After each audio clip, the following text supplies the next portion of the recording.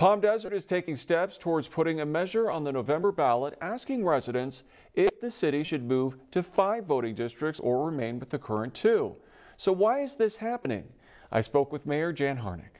Jan, first off, for folks who are not familiar with the district debate in Palm Desert, what's happening? We in Palm Desert went into 2 districts a few years ago, and now there are those who are saying that is not, they want something else. And there are some that are very strong and very loud about we want 5 districts. There are probably an equal number who are very loud and very strong that they don't want it. And then one gentleman called in the other day during our council meeting and made the greatest point of all, I thought. He said, I want more information. So that was very valid. And so we'd like to provide more information.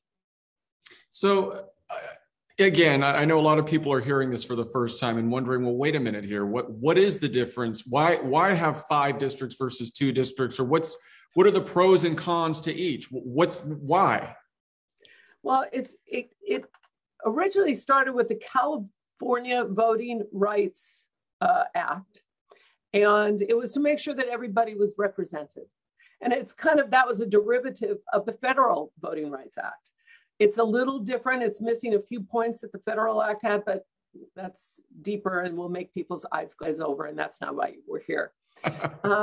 So what Palm Desert did was make one district that made sure that there was a majority minority living in that district to make sure that everybody felt that they were fully represented. As a result of that, you have one district that every 4 years they get 1 vote and they have 1 representative. Then in the other district, which is the at-large district, there are 4 representatives for everybody who lives in that at-large district. And they vote for those representatives. They get 2 votes every 2 years to determine who it is who will be representing them. So there are some who say, no, I'm not represented because I need 1 person who knows my area well. And there are those who say, no, they used to say I'd like 5 people accountable to me. Now they say, I want 4 people accountable to me and representing me. So there's a difference of opinion. And for a long time, there were a couple of people who said, well, gee, there's a large outcry that we want 5 districts. But people, naturally, it's human nature, when they are content, they don't bother speaking up. As you know, when people are happy, you don't hear from them that much. So now that they are being, the idea of their 4 representatives, their 4 votes being taken from them, they are getting a little more vocal, or a lot more vocal. But there's also concern, right, Jan, that some people are worried that if there are 5 districts, it would create more division within the city. And that's how I see it, having represented the city. I think Palm Desert is really a well-run city, and we've always used our resources really well throughout our city. And I always question, why would you want to divide it up? Why would you want to have 1 representative maybe clawing for some dollars for something, and then another representative doing that? When we all come together and sit at the table together, we determine what is best for the entirety of the greater good. And sometimes does that mean putting the storm channels in that we put in at the South District? Does it mean all the work we've done on the CSU campus in the North District? One thing I always say, you can look in a city, and certainly you can see it in Palm Desert that reflects our use of resources. There's not a single street or avenue in our entire city that you would look at and say it's not paved well, because we pay attention to the entire city. And I think that's kind of a simple illustration, but a very apt illustration. So just so I'm clear, Jen, you support the 2 district plan, not the 5. I really support us being together as one community. And it's unfortunate that there are 2 districts now, because I would like everybody to come together and work together. But that's what we have today. And of course, you know the counter argument. People say that they feel underrepresented, minority communities.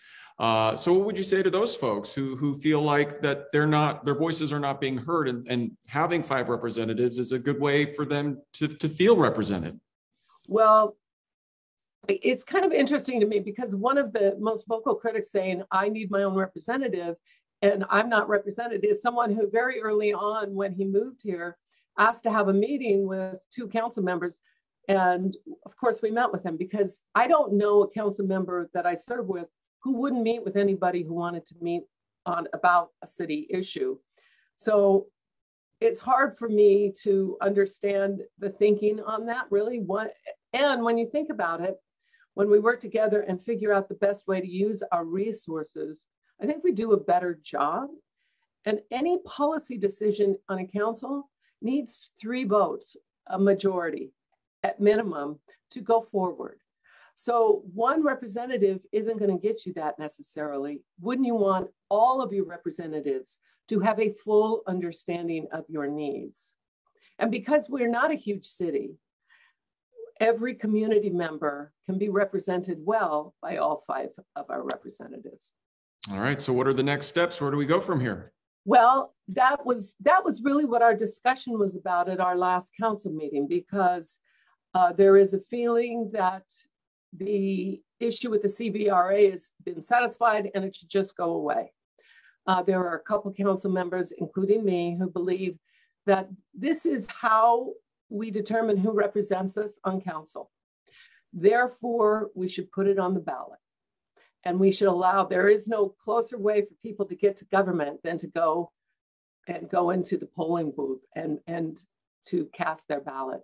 So our feeling is that we'll get the best result if we can put it on the ballot, educate everybody, and then let them make the decision.